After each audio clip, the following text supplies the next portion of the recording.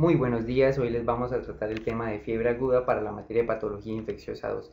Nos correspondió tratar la historia clínica de un paciente de 56 años de edad de género masculino procedente de Bucaramanga quien ingresa al Hospital Universitario de Santander el 22 de enero del 2002 por un cuadro de fiebre de 4 días de evolución, dificultad respiratoria, sibilancias con antecedente muy importante de asma bronquial y tabaquismo. A partir de estos hallazgos podemos hacer una impresión diagnóstica de una crisis asmática. Estos hallazgos acompañados con un cuadro hemático que mostró una leucocitosis leve neutrofílica y unas plaquetas en 38.000, podemos hacer una aseveración de síndrome febril trombocitopénico. Estas dos entidades las asociamos a dos patologías distintas, una infección respiratoria bacteriana y el dengue, del cual vamos a hablar su fisiopatología. Dengue. Existen 4 serotipos principales y de los cuales podemos destacar que la transmisión es por el mosquito hembra género Aedes aegypti. Entre las transmisiones, la característica encontramos que no se transmite por contacto directo de una persona a otra, se requiere la presencia de vector transmisor y los pacientes tienen viremia desde un día anterior hasta el día final del periodo febril. Las fases de enfermedad son 4, que es la fase de incubación, la fase febril, la fase crítica y la fase de recuperación. Dentro de los factores de riesgo del dengue grave, encontramos antecedentes de infección previa, algún padecimiento, una cocirculación de serotipos y serotipos con alto nivel de virulencia. Manifestaciones clínicas son 3, que es la febril, la crítica y la de recuperación. Vamos a resaltar la fase crítica, que es la que generalmente dura entre 24 y 48 horas y entre sus características están en los casos graves el inicio que ocurre con leucopenia y luego con trombocitopenia, así como elevación del hematocrito. Una de sus complicaciones para resaltar es que el periodo de choque se prolonga, la hiperperfusión es consecuente de órganos vitales, resulta falla de órgano progresiva, acidosis metabólica y coagulación intravascular diseminada. Dentro de la clasificación actual de dengue vamos a encontrar de que hay dengue sin signos de alarma, con signos de alarma y dengue grave. Resaltando el dengue grave, encontramos 3 principales signos, que es el de fuga de líquido, presencia de hemorragia y afección de órgano. Mirando el tratamiento, tener en cuenta que se da en 3 grupos. El grupo A, que es el de manejo ambulatorio, es el dengue sin signos de alarma, en el cual se dan recomendaciones generales al paciente y se explican los signos de alarma. También tenemos el grupo B, que es cuando el paciente presenta signos de alarma. Ahí ya, si el paciente no tolera la vía oral, se inician líquidos intravenosos a las dosis mostradas.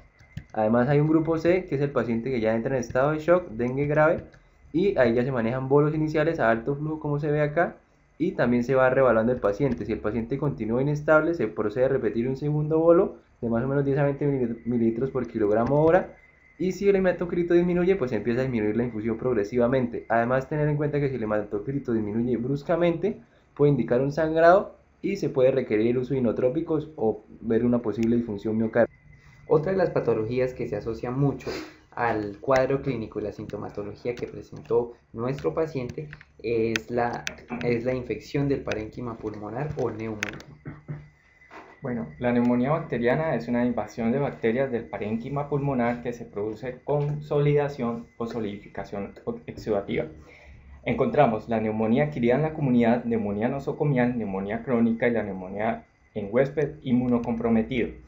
La principal asociación es la neumonía adquirida en la comunidad, en nuestro caso, en la que encontramos como paciente grave aquellos que presentan el Streptococcus pneumoniae como principal, aunque también puede existir la relación con Legionella, Staphylococcus aureus, Haemophilus influenza o bacterias gram negativas. También podemos hacer una correlación con criterios mayores, que con un solo criterio mayor o 2 criterios menores podemos correlacionar una neumonía bacteriana. Teniendo en cuenta el tratamiento, se clasifican los pacientes como los de no UCI o los de UCI. Teniendo en cuenta los de no UCI, son pacientes a los que se maneja con una fluoroquinolona y una cefalosporina de tercera asociada a un macrólido tipo acitromicina. Teniendo en cuenta que el paciente también tuvo un tubo orotraqueal, pensar en una neumonía aspirativa que se maneja con clindamicina 600 mg IV y la fluoroquinolona. Además, los pacientes en UCI se tienen en cuenta que el microorganismo más frecuente, Pseudomonas aeruginosa, se maneja con la ureidopenicilina, piperacilina, tazobactam, acompañada de una fluoroquinolona. De acuerdo con la sintomatología y el cuadro clínico del paciente, la aproximación diagnóstica que más se acerca hacia la realidad que sufre el paciente es la de una infección del tejido pulmonar. Esto acompañado de lo encontrado al examen físico, de una saturación de oxígeno 92, una diaforesis, taquicardia, taquipnea, una presión arterial disminuida que nos hacen pensar en síndrome de respuesta inflamatoria sistémica, podríamos pensar que se trata de una sepsis de origen respiratorio por su foco en pulmón. En horas de la noche se le realizó al paciente otro cuadro hemático en el cual mostró un hematocrito que no cumple con los criterios para dengue, por lo que podemos empezar a descartar esta opción. De resaltar, el paciente presentó una fibrilación auricular en horas de la noche acompañada de una troponina, una CKMB y una mioglobina muy elevada, lo que nos hace pensar en una falla cardíaca aguda. El paciente, por su foco infeccioso de origen pulmonar, pensamos que realizó una diseminación hematógena, siendo uno de los principales órganos afectados las válvulas cardíacas, por lo que pensamos que podría realizar una vegetación que provocó la falla cardíaca aguda. Ahora les vamos a hablar un poco de la fisiopatología de la endocarditis infecciosa. La endocarditis infecciosa se caracteriza por una colonización de microorganismos en las válvulas cardíacas, el endocardio y en los vasos sanguíneos que conforman vegetaciones friables que pueden destruir el tejido adyacente. Dentro de su epidemiología encontramos principales factores que son los antecedentes de valvulopatía, antecedentes de bacteremia o antecedentes de procedimientos quirúrgicos como el cateterismo venoso central que encontramos en el paciente. Clasificación: encontramos la endocarditis aguda y subaguda, siendo la más grave la aguda. Dentro de su etiología encontramos una gran cantidad de microorganismos patógenos, pero los tres principales son el Streptococcus viridans, el Staphylococcus epidermidis y el Staphylococcus aureus. La clínica, las principales manifestaciones son los soplos, la fiebre, la fatiga y todos los que encontramos en el cuadro. Como complicaciones encontramos embólicas, renales, cardíacas, pulmonares, shock séptico. Dentro de las manifestaciones clínicas del émbolo séptico encontramos las hemorragias subungueales, que son características de las lesiones de Janeway, los nódulos de Osler y las manchas de Roth. Dentro de los diagnósticos de Duke encontramos entonces criterios mayores, criterios menores. Para dar un diagnóstico podemos tener 2 criterios mayores o 3 menores y 1 mayor o 5 menores que nos dan el diagnóstico de endocarditis. Teniendo en cuenta el tratamiento de la endocarditis infecciosa, saber que es de difícil manejo debido a que las vegetaciones son de difícil acceso por su condición avascular, se deben usar bactericidas de manera prolongada. Tenemos entre los microorganismos más frecuentes pues los streptococos, susceptibles a penicilina, relativamente resistentes, y los estafilococos. Como manejo de los streptococos tenemos manejo con penicilina G, una cefalosporina triceftrexona acompañada de un aminoglucósido. Cuando son relativamente resistentes a penicilina, se da un manejo con vancomicina conjugado también con un aminoglucósido.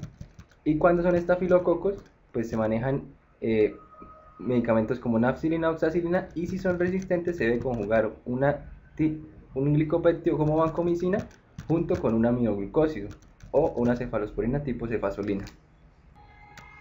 Continuando con la evolución del cuadro clínico del paciente, observamos que el día 23 el paciente presenta un deterioro progresivo de su función pulmonar, por lo que se necesita hacerle una intubación orotraqueal y necesita traslado a UCI.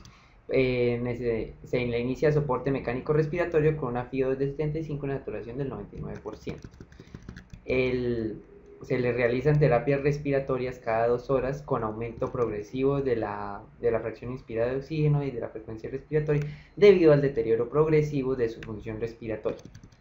Se le realizaron varios paraclínicos ese día, donde se encontró de manera muy importante unos gases arteriales que mostraban una falla respiratoria que podemos asociar a la infección respiratoria bacteriana y a la sepsis que se desarrolló por esta.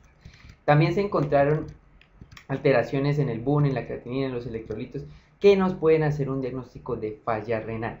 Esta falla renal la podemos atribuir al síndrome séptico, que desarrolló una falla orgánica multisistémica con alteración de la función renal. También observamos unos tiempos de coagulación disminuidos, una PTT muy prolongada, unos tiempos de coagulación prolongados con una PTT muy prolongada, lo que también nos puede hacer pensar en una falla hepática secundaria igualmente a la falla orgánica multisistémica. Por deterioro cognitivo del paciente se decidió realizar una evaluación por neurología, en los cuales se encuentran criterios clínicos de muerte cerebral con compromiso neurológico y sistémico, que pueden corresponder pues a una meningoencefalitis, que de acuerdo con nuestra hipótesis se debe a la diseminación de émbolos sépticos a partir de una vegetación en válvula cardíaca. El paciente continúa con deterioro general de su estado